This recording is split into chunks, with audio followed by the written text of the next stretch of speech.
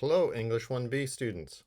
So I'm going to try to do a quick mini lecture on the Maltese Falcon, Dashiell Hammett's our next novel that we're reading. I hope you've started and fitted in with the other items. We are working, I haven't talked about the end of Cyrano yet. I only have talked about two poems so far. All those short poems are woven into the schedule. And then there's this novel. Okay, so this is a novel, like Frankenstein is a novel. But if you've opened up the first few pages, you already know it's quite different. So this novel belongs to the crime genre, and I hope it feels accessible to you. I hope it feels sort of modern, contemporary. It was published all the way back in 1929.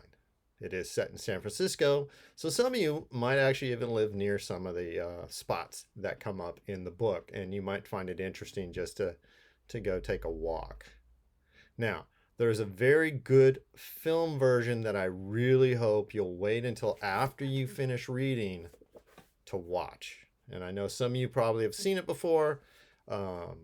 It's a classic film with classic actors, classic direction, and it's very, very close to the book, except for two main things. One, the casting, right? I mean, you have to imagine the characters based on reading in the book. I mean, we're going to get descriptions, and I have some study tasks for you about that. And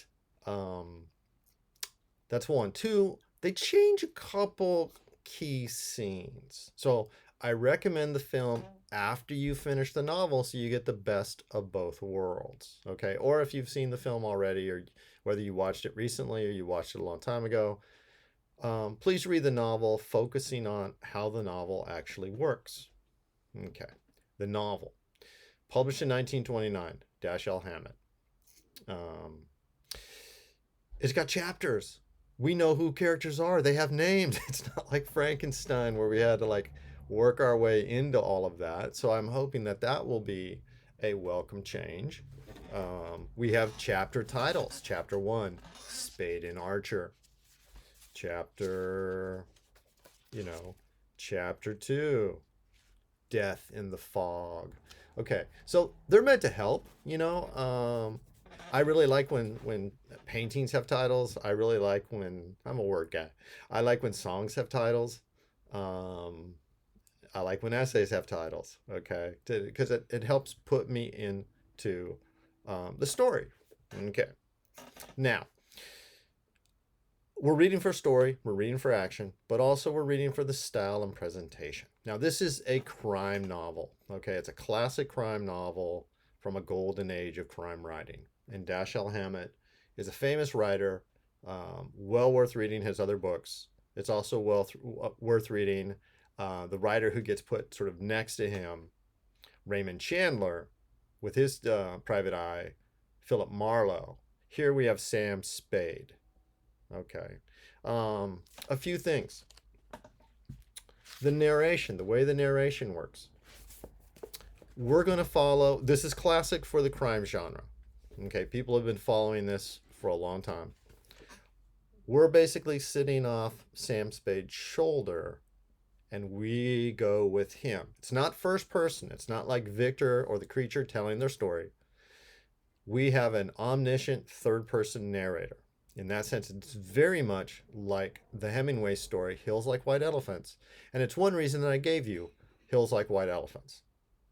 Now, unlike Hemingway, Dashiell Hammett is going to give us a lot more guidance. We're going to get people described. We're going to get facial or tone of voice described, but we're not going to go in anyone's heads. This is something I find very realistic about this format. Because you can't read other people's minds, right? I mean, we don't get that. So I like that, and it's also highly appropriate for the crime genre because part of the fun, part of the mystery is that we don't know what Sam Spade is thinking. Okay, we don't know what other people are thinking. We don't know exactly if they're lying or not. And so it's for me, that's part of the fun.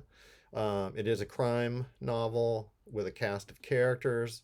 Not that many. It might seem that way. I think we have like 10 characters, 5 that are important, say, as we go through this.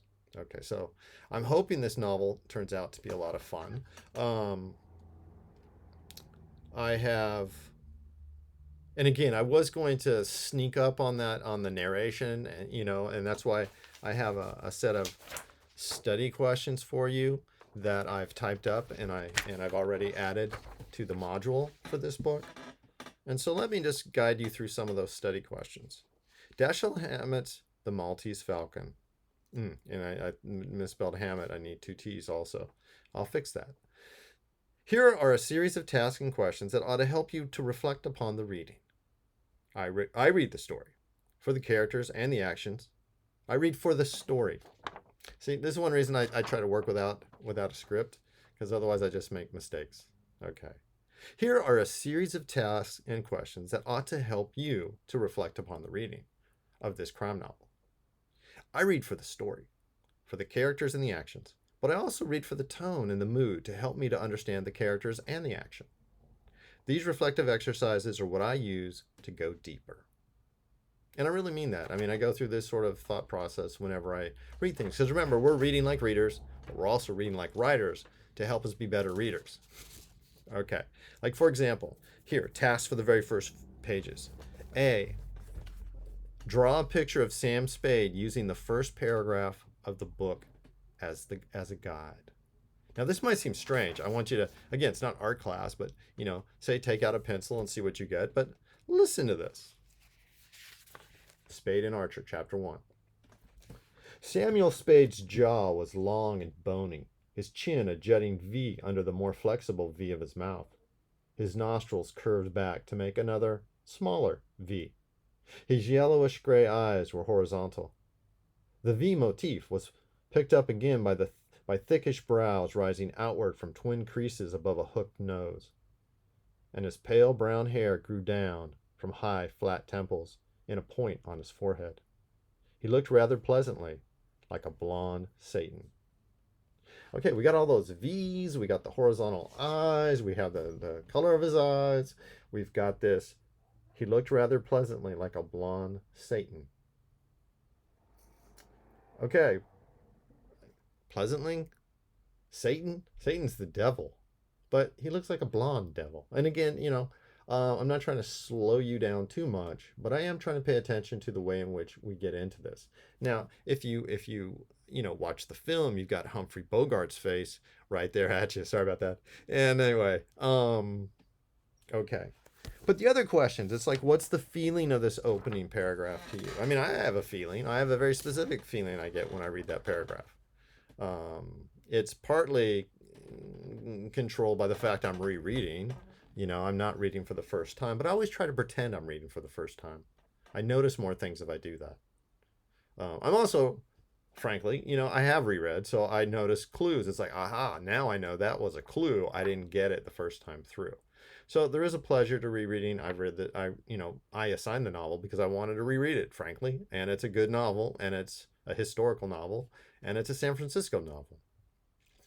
And I'm really curious about what you're going to make of Sam Spade and Effie Perrine and Miss Wonderly, as we go on. All right. My other questions. What sort of person do you see when Effie Perrine is described on the first page? Don't rush, if you can. Pause and think about what kind of person are we getting. I mean, Effie's a really important character in this novel. She's Sam Spade's assistant. But like, what's going on here? Okay. That sort of thing. So you'll find all these questions on a different sheet, on a different page, on Canvas in the same module as this little mini lecture. I think I'm going to stop right there. Okay. But I'll be back another time with more to say about the Maltese Falcon. Oh, okay. There ought to be sort of like spoiler alerts if I do set up a chat for office time. I'm trying to learn how to do that still effectively. And I'll send you a notice.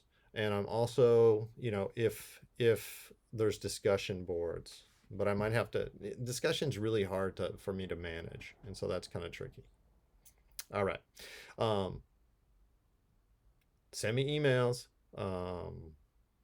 And, if you have questions about various assignments, look around on Canvas. Yeah, I'm setting things up in modules, and you can roam around in that left-hand side, and I'll have to inform you very soon about the final two steps after the Frankenstein research paper. And remember, the research is into the Norton Critical Edition, unless you don't have the book.